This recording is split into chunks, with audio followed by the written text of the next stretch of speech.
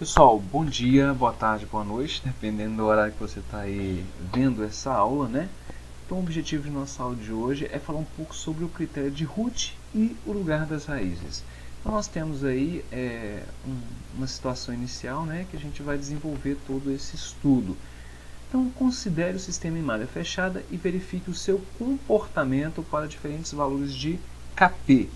Então nós temos aí um sistema em malha fechada, certo? Nós temos um Kp aqui, que seria um ganho qualquer, em série com a função de transferência de um outro sistema qualquer. Então eu quero entender o que acontece com esse sistema quando eu vario esse Kp. Então no MATLAB eu já tenho uma rotina no Simulink aqui, o sistema já pronto, né, que é exatamente o que nós temos aqui na situação, só que o denominador aqui da função de transferência eu já fiz toda aquela multiplicação.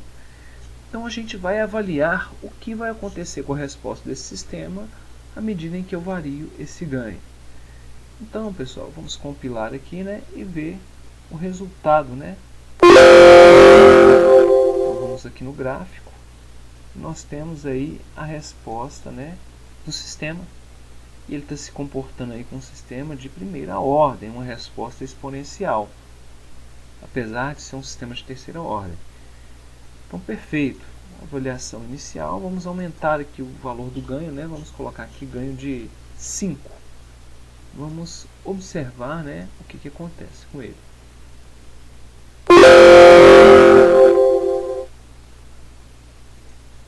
Então, eu ainda tenho uma resposta exponencial, porém, eu já tenho, se vocês não observaram, né, eu acabei não comentando, ele estabilizou com um tempo menor aqui, né, próximo de 10 segundos. Vamos colocar agora, vamos exagerar um pouco, vamos colocar ganho igual a 20.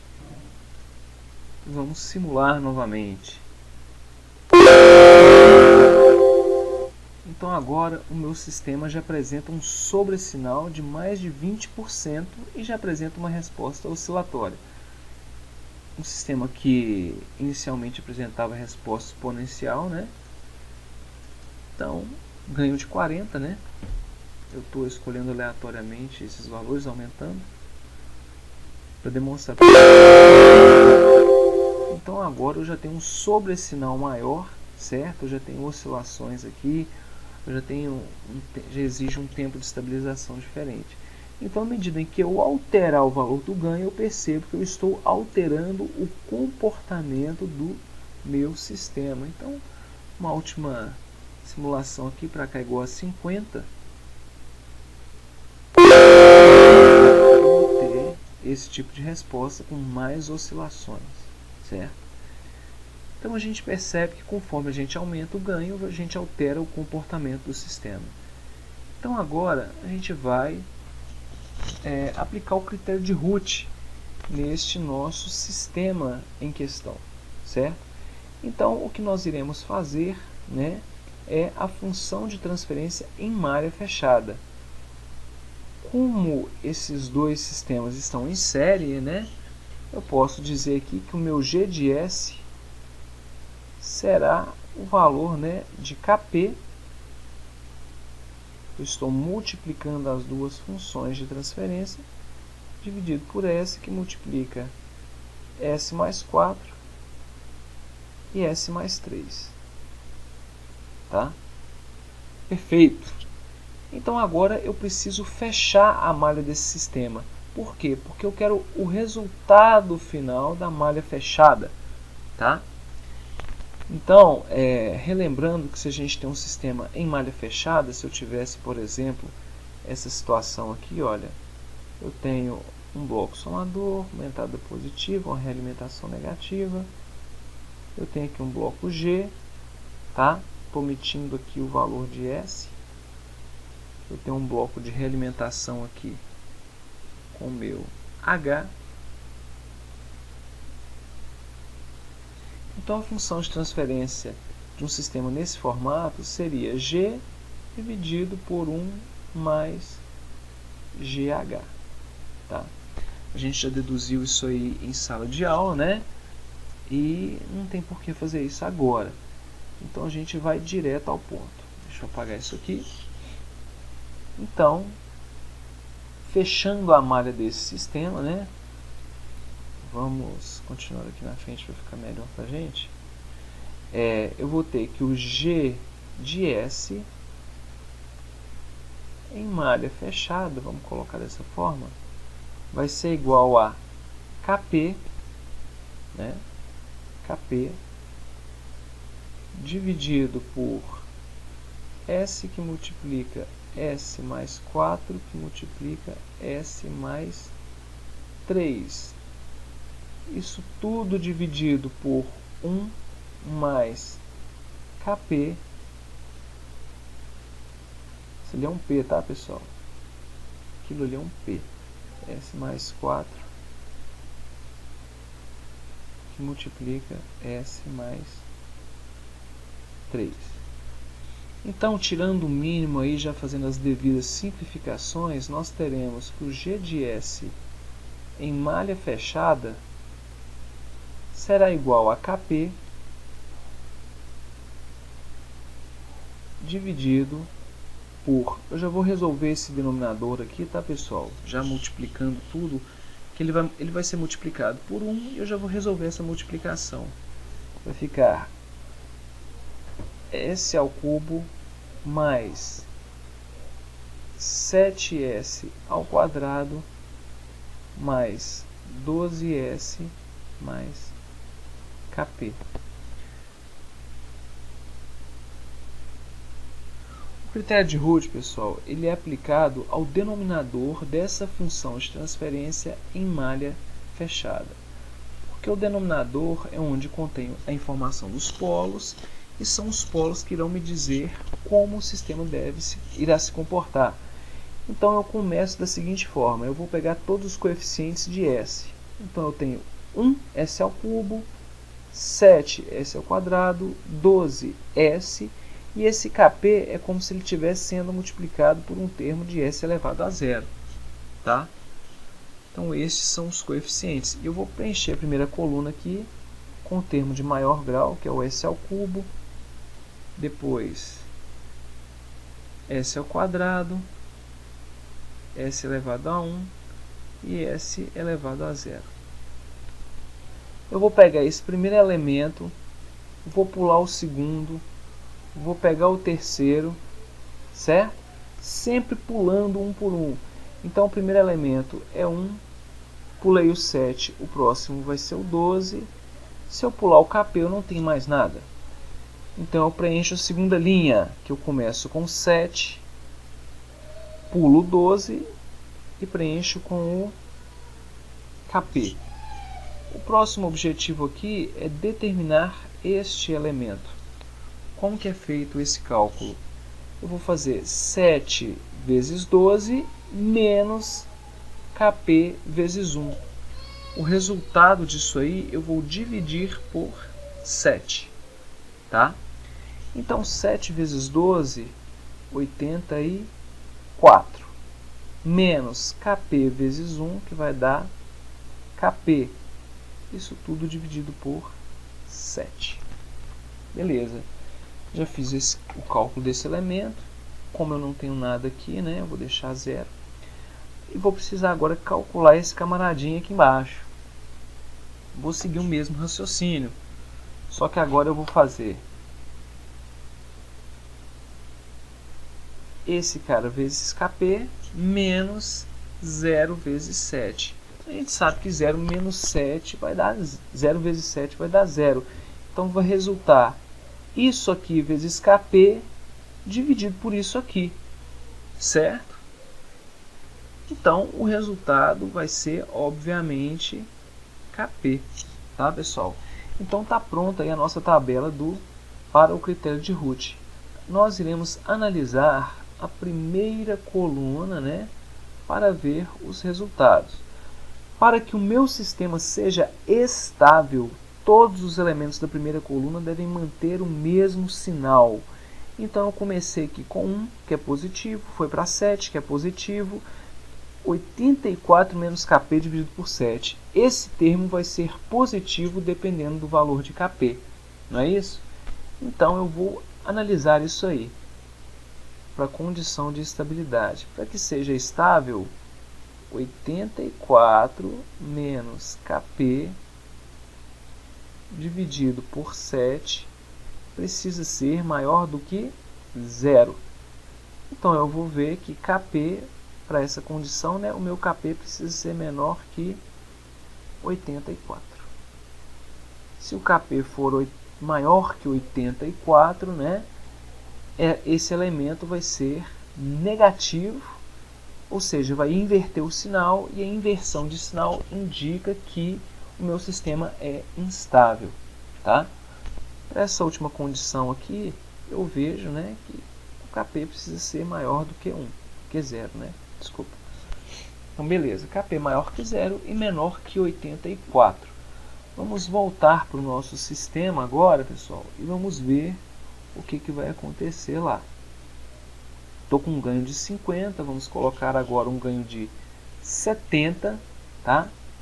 Vamos simular e ver a resposta. Eu já tenho uma resposta bem oscilatória aí. Vamos aproximar agora de 80.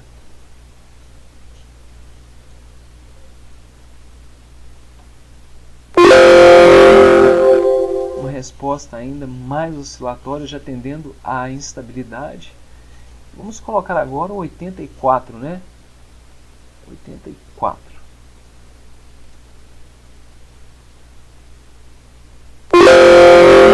Agora eu já tenho oscilações, né, não amortecidas. Na verdade, ele está tendendo a amplificar aqui. Se você analisar os picos aqui dos sinais da função, ele está tendendo já a aumentar.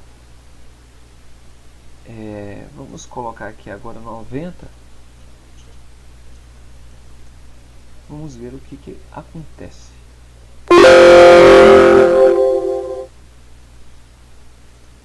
Então eu já tenho um sistema instável, porque a sua saída começou a ampliar sem limites, né? Tendendo a um valor aí que superaria o limite de um determinado sistema ou equipamento, que é o que a gente chama de infinito, né? Tendeu a infinito. Infinito é um valor já extremo, que a gente indesejado. Perfeito. Então a gente viu que quando o ganho foi maior do que 80, o meu sistema se comportou de forma instável. Então, o critério de Routh permite identificar qual que é a margem desse ganho, o Kp, que garante a estabilidade do sistema. Certo? Então, a gente percebeu isso pela resposta ao degrau. E a inversão de sinal, ela indica que existe um polo com parte real positiva, né? Como assim, professor? Como a gente sabe, a posição dos polos de um sistema está relacionada com o seu comportamento. E para que o sistema seja estável, todos os polos precisam ter parte real negativa, né?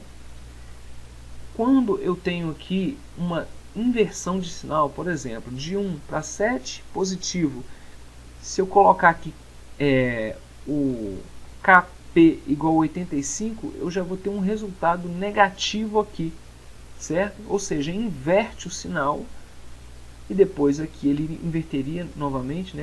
Haveria novamente uma inversão para positivo. Como houve duas inversões, significa que eu tenho dois polos com parte real positiva, dois polos que estão direcionando, né, o meu sistema para instabilidade. Vamos agora fazer a análise a partir de um outro gráfico, tá? Aqui, que eu vou fazer no MATLAB. Já está até pronto, mas eu vou refazer com vocês aqui para vocês entenderem o processo de criação, né, de uma função de transferência. A gente coloca S igual a TF de Transfer Function, que é a função de transferência, entre parênteses e aspas simples, o valor de S. Eu estou falando para o MATLAB que toda vez que eu digitar o S, é o S de Laplace e não um S qualquer. Então agora eu vou digitar minha função de transferência, né, que eu tenho no exemplo, que é 1 dividido por S, que multiplica 1 dividido por, já vou colocar ela expandida, né, S ao cubo mais 7 vezes S ao quadrado mais 12 vezes S. Tenho aí nossa função de transferência e eu vou usar um comando fantástico chamado rlocus. rlocus g, tá? gerou um gráfico para mim. Um gráfico que talvez você nunca tenha visto, né? Então vamos entendê-lo. Vou maximizar aqui, né? E nós percebemos que nós temos 3 marquinhas aqui, né? Que é um xizinho, outro aqui e outro na origem. Na verdade, pessoal, estes são os nossos polos. O nosso sistema ele não é de terceira ordem. Ele tem 3 polos aqui, né? E estes são os polos em malha aberta do meu sistema, certo? Então, eu tenho aqui um polo igual a 0, um polo igual a menos 4 e um polo igual a menos 3. São os mesmos indicados aqui, tá? São os mesmos polos indicados aqui. Então, eu vou pegar aqui essa ferramenta de cursor e vou clicar sobre cada um dos polos. Mas deixa eu maximizar aqui primeiro, melhorar a nossa visualização. Eu tenho aqui um polo, aqui outro polo e aqui outro polo.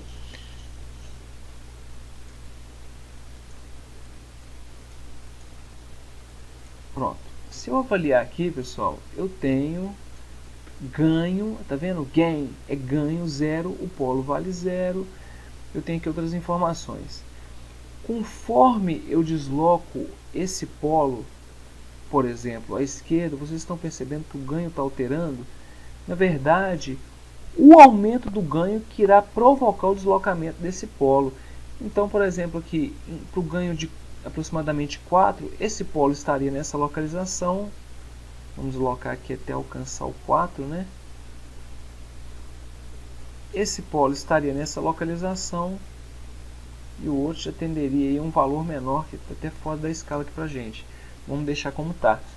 Então, é o que mostra para gente o deslocamento dos polos conforme aumenta o ganho. O problema disso, pessoal, é que se eu aumentar o ganho do meu sistema, que é exatamente esse ganho Kp, eu irei provocar o deslocamento dos meus polos, olha, o deslocamento dos meus polos até que um deles ultrapasse o eixo imaginário. E se eu tiver um polo do lado de cá, eu já tenho um sistema instável. Então, deixa eu melhorar a visualização aqui de novo, né? Aproximar aqui. Então, se eu pegar aqui o polo e ir deslocando, olha o eixo imaginário aqui em 0, exatamente aqui em cima no ponto de cruzamento, olha o valor do ganho, 84, que é exatamente o ganho que eu preciso para deslocar o polo para a parte real positiva e tornar o meu sistema instável.